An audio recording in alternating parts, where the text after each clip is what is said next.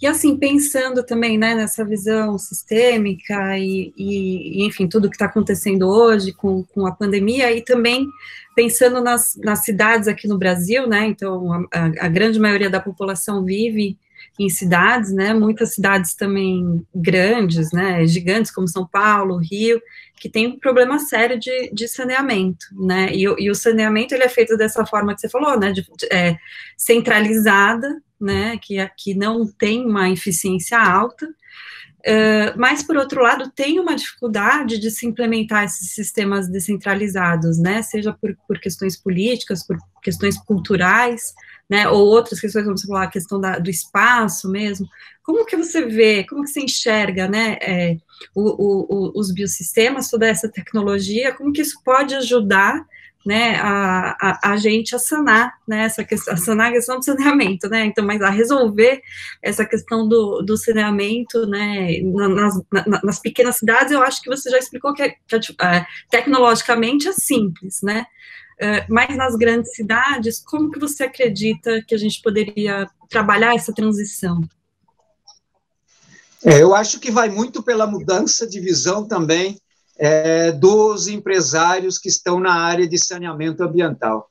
Eu daria um conselho para que eles fossem conhecer os biosistemas já funcionando, por exemplo, lá em Petrópolis, lá em Águas de Juturnaíba, com a estação de Araruama, porque normalmente a visão é ter o maior lucro no menor tempo possível, né? Então não interessa muito incorporar várias outras coisas dentro daquela produção que ele tem ali. Então, se ele está produzindo saneamento, para ele interessa que entra ele utiliza tanto de material químico para despoluir, e tantas bombas, e como que ele está liberando o efluente final, e se isso está dando lucro ou não, e para os acionistas também é isso que interessa, que aumente os lucros deles nas ações que eles têm daquela empresa. Só para te dar um exemplo, a Sabesp, em São Paulo, tem estudos com reciclagem de nutrientes de lagoas de estabilização da década de 70, final da década de 70, início da década de 80. Eu tive acesso a esses estudos, porque na época que o pessoal da Sabesp foi pesquisar nos nossos biosistemas, eles pesquisavam em Petrópolis, pesquisavam em Ubatuba, numa estação do professor Enéas Salati, aí de São Carlos, eu acho, que também trabalha muito nessa área, e eles faziam as análises na CETESB, em São Paulo.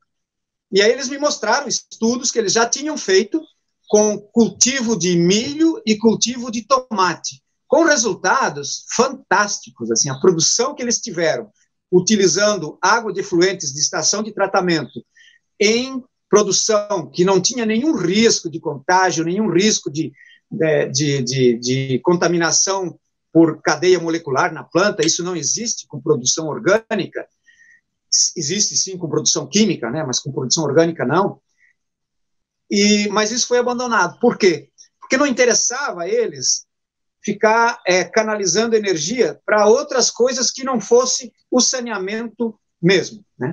Então, essa abertura de visão, né? Que você olhar a produção de várias outras coisas como coisa positiva, né? Como coisa que melhora a qualidade de vida, e não somente produzir aquilo que dá lucro, aquilo que melhora a questão econômica, mas que não leva em conta a melhora da qualidade da terra, a melhor qualidade do alimento, a melhor qualidade de vida das pessoas que estão ali ao redor daquela estação, né?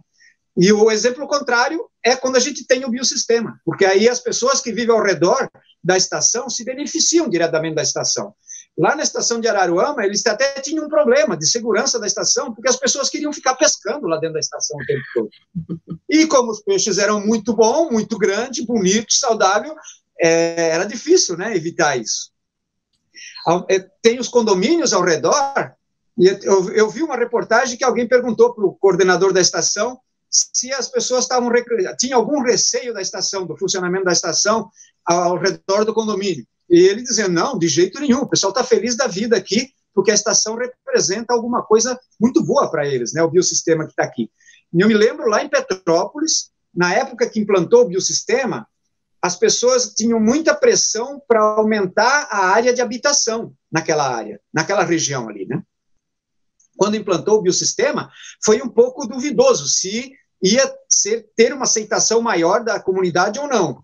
Depois que o sistema estava implantado, quando chegavam visita na casa das pessoas, na comunidade, o lugar que elas levavam para visitar era a estação, para mostrar, né? E as pessoas iam lá e podiam ver o esgoto entrando de um lado e saindo água cristalina do outro, e aquele jardim bonito dentro da comunidade. Então, é essa mudança de visão que eu acho que é a coisa mais... A outra coisa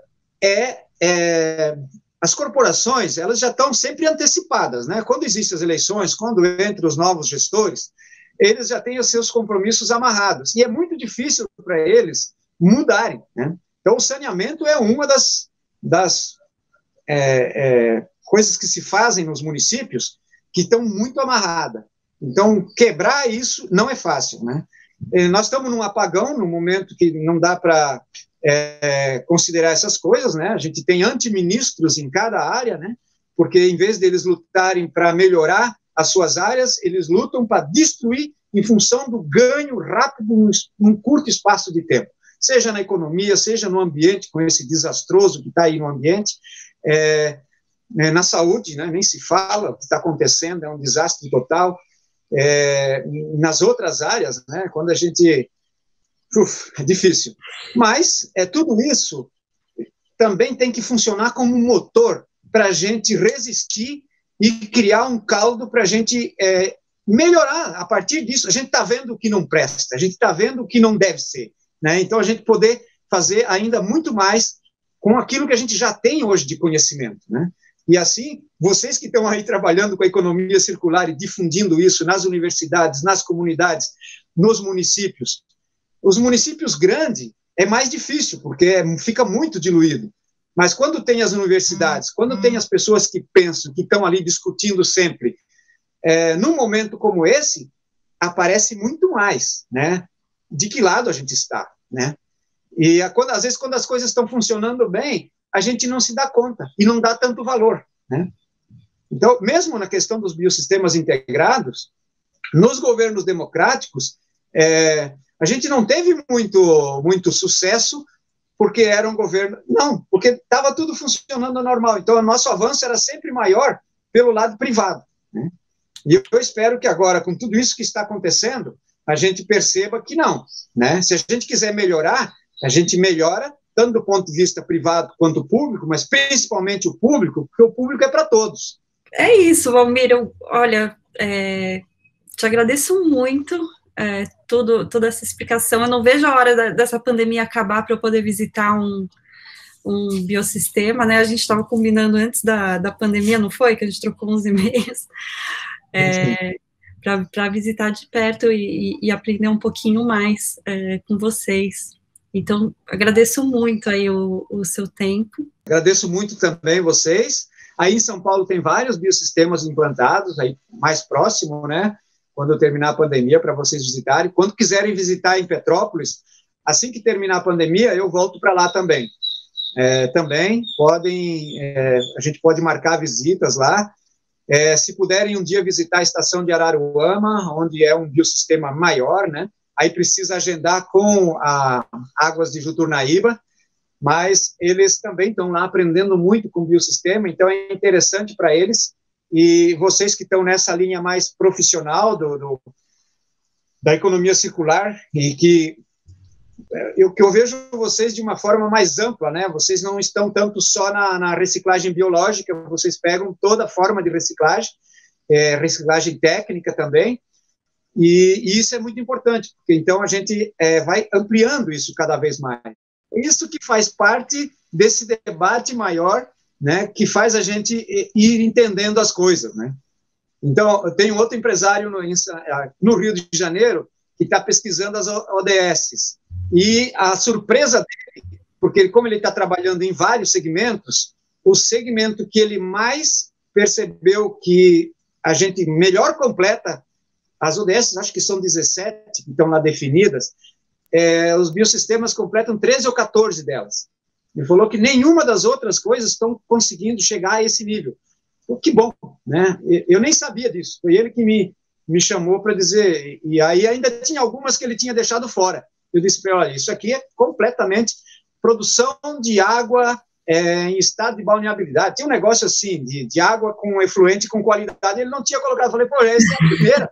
Esse é o sistema. Porque só depende do tamanho. Você consegue deixar a água potável outra vez se você reciclar 100% os nutrientes e eliminar 100% os coliformes, deixar a água totalmente limpa outra vez.